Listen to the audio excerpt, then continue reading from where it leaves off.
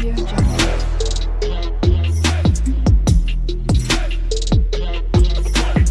Audio Jungle. सास, माँ, बहू और बेटी। नहीं नहीं, ये कहानी इन सारे के सारे रिश्तों की नहीं, बल्कि दो रिश्तों में ही सभी रिश्तों के होने की है।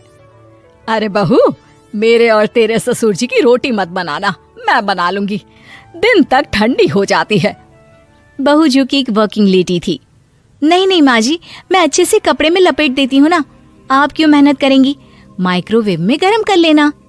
अरे नहीं बहू, मेहनत मत कर, वैसे भी ऑफिस में कम मेहनत होती है क्या, जा रहने दे। लेकिन बहू मानती नहीं, वो सास ससुर की रोटी बना कर ही जाती है। दोपहर में खाने के वक्त ससुर जी कहते हैं, अरे बहू को रोटी बनाने के लिए क्यों मना कर दिया, क्या हो गया, ठंडा ही तो खाते आए हम लोग हमेशा से। अरे वो क्या है ना, सुबह ऑफिस जाती है, घर का सारा काम करने में वक्त लग जाता है, अरे थकती है वो अलग, तो मैंने सोचा बहाने से ही थोड़ा कम काम करवाऊं। ससुर मुस्कुरा रहे होते हैं। ये तो अच्छा है, बहू को समझना जरूरी है। वक्त बीत रहा था, घर में सब खुश थे कि एक दिन, माँ जी आप शाम को थोड़ा टहलने निकला करें, घर पर रह रहकर हड्डियां जाम होती है, पापा को भी ले जाया करिए, मैं वक्त पर तो आ जाती हूँ। बहू ठीक 5 बजे ऑफिस से घर आ जाती है, फिर चाय नाश्ता बनाकर सास ससुर के साथ बैठती, उन लोगों को सारा दिन का हाल बताती। रात को पति घर आता है। क्या बात है बेटा, ऑफिस से आकर कभी हम लोगों के साथ भी बैठा कर। अरे माँ, दिन रात काम करके मन ही नहीं करता, अगले दिन की फिर तैयारी होती है, आप और पापा ही कमरे में आ जाओ। इससे अच्छी तो बहू है, कितना भी थकी रहे, घर आकर हम लोगों के लिए चाय नाश्ता बनाना, फिर बातें करना। बहू ना होती तो हम बुढ़ा बुढ़िया तो बैठे ही रह जाते। सास और ससुर अब बहू के कहने पर शाम की सैर पर निकलने लगते हैं। सास की कई सहेलियां बनती है तो ससुर को भी कुछ बुजुर्ग लोगों का ग्रुप मिल जाता है। कैसा रहा सहेलियों के साथ शाम का वक्त? हम लोगों ने तो भाई खूब योगा किया। अरे हम लोगों को गप्पों से फुर्सत ही नहीं होती। वैसे मिसेस मल्होत्रा आज बहू के बारे में कुछ बोल रही थी। तभी वहां ऑफिस से बहू आ जाती है जो जींस और टॉप में होती है। क्या बात है माँ, क्या कह रही थी आपकी सहेली आपकी बहू के लिए? सास इस बार बहू को कुछ अलग तरीके से देखती है और उल्टा सवाल ही दाग देती है। क्या कह रही थी वो हटा, ये बता, तेरे ऑफिस में तो मर्द भी काम करते होंगे ना? बहू जो अब तक मजाक कर रही थी वो सीरियस हो जाती है। मर्द होंगे नहीं माँ जी, मर्द ही ज्यादा हैं, हम 5 ही लड़कियां हैं ऑफिस में। अरे तो अच्छा लगता है क्या ऐसे कपड़े पहनती हो? कल से तुम ना साड़ी पहनकर ऑफिस जाना, और हाँ, शाम का नाश्ता थोड़ा जल्दी बनाया करो, नाश्ता बनाकर बाद में ही ऑफिस के कपड़े चेंज करने जाना। बहू को समझ में नहीं आता कि सास को हो क्या गया है, लेकिन वो कुछ नहीं कहती, सीधे किचन में जाकर चाय नाश्ता बनाती है और सास ससुर को दे देती है।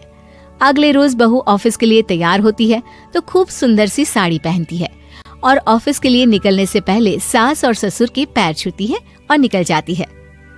क्या बात है, आज मेधा के ऑफिस में लग रहा है कोई फंक्शन है।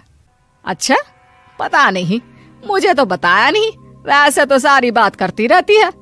अरे देखा नहीं कैसे साड़ी पहनकर जा रही थी? अरे वो तो मैंने ही बोला है उसे। अरे अच्छा लगता है क्या रोज रोज ऐसे सूट या जींस में जाना?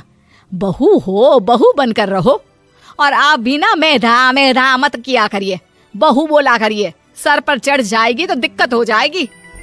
सास अब बहू को बहू जैसा रखने लगती है, हर बात पर रोका टोकी, हर बात पर ताने। क्या बात है, आजकल लेट आ रही है ऑफिस से? अरे चाय के लिए भी देर हो जाती है, हम लोग फिर पार्क में भी देर से पहुंचते हैं। सभी की बहुएं वक्त से चाय नाश्ता करा देती है अपने सास ससुर को, बस एक तू ही है जो उस वक्त ऑफिस से निकलती है। माँ जी, वो एक रास्ता पुलिस वालों ने न जाने क्यों बंद कर रखा है, जिसके कारण ट्रैफिक ज्यादा हो जाता है, मैं कोशिश करूंगी कल वक्त से पहले निकल जाऊं। ससुर देख रहे होते हैं कि बहू अब परेशान सी रहने लगी है। एक रोज, मेधा, बेटी मेधा। जी पिताजी। बेटा देख जरा, कौन सी टी शर्ट अच्छी लग रही है। वो क्या है ना, शाम को सब बदल बदल कर टी शर्ट पहनते हैं। मैं भी सोच रहा हूँ कि आज कुछ अच्छा सा पहन कर जाऊं। हाँ पिताजी, ये सही है। ये लाल वाली ना बहुत जचेगी आप पर। मेरे पापा पर भी डार्क रंग बहुत जचता है। क्या चल रहा है? अरे ससुर के सामने घूंघट तो छोड़ो, ऊपर से रंग बताया जा रहा है टी शर्ट का। अरे बहू, कोई संस्कार दिए नहीं है क्या तेरी माँ ने? बहू इस बार बहुत निराश हो जाती है। वो वहां से तुरंत अपने कमरे में चली जाती है। अब बहू घर का सारा काम करती, ऑफिस जाती, लेकिन साड़ी और सर पर पल्ला लेकर। एक बार पड़ोसन उनके घर आती है। वाह सुमित्रा बहन, बहू का तो रूप ही बदल दिया। ठीक किया, बहू बहू जैसी ही अच्छी लगती है। अच्छा चलती हूँ मैं। पड़ोसन के जाने के बाद सास बड़ी अकड़ के साथ कहती है, देखा मेरा कमाल, कैसे मैंने मेधा बहू को कंट्रोल में कर लिया। अब बारी ससुर के बोलने की थी। हाँ सुमित्रा, बिल्कुल ये काम तो किया है तुमने, लेकिन कभी सोचा क्या खो दिया? क्या खो दिया? मैंने तो कुछ नहीं खोया जी। खोया है, पहले बहू जब ऑफिस जाती तुम्हारे पैर छूकर तुम्हें गले लगाती, लेकिन अब सिर्फ पैर छूती है। हाँ जी, ये बात तो आप ठीक बोल रहे हैं। पहले घंटों हम लोगों से बात करती, कमरे में ना जाती, ऑफिस से आते ही खुद की चाय, खाना, नाश्ता सब हम लोगों के साथ करती, सारी बात बताती। लेकिन क्या तुम्हें पता है, बहू की तबीयत खराब चल रही है, वो माँ बनने वाली है। ये बात मुझे बेटे ने बताई कि तुम्हें बता दूं। अब सास की आंख में आंसू थे। वो समझ गई थी कि लोगों के कहने में आकर उसने क्या खो दिया। शाम को बहू घर आती है तो माँ किचन में पकोड़े तल रही होती है। अरे माँ जी, आप रहने दीजिए ना, मैं आ तो रही थी। अरे नहीं, जा तू चेंज कर ले, मैं नाश्ता और चाय टेबल पर ही लगा रही हूँ मेधा। सास के मुंह से अपना नाम सुनकर बहू को बहुत अच्छा लगता है। माँ जी, कोई गलती हो गई है क्या? मेरे होते हुए आप काम करे, ये ठीक नहीं है। संस्कारी और समझदार बहू सास को माँ समझती है, लेकिन सास की बेवकूफी उसे सास ही बनाकर रखती है। बहू, मुझे भी थोड़े संस्कार और समझदार बनने का मौका दे, जिससे मैं भी बहू नहीं बेटी को देखूं तुझ में। और हाँ, मेरा होने वाला पोता क्या कहेगा कि दादी ने तो मेरी माँ को बहुत परेशान किया। बहू सास को गले लगा लेती है। नहीं माँ जी, वो कहेगा कि माँ को तो दादी ने बेटी बनाकर रखा है।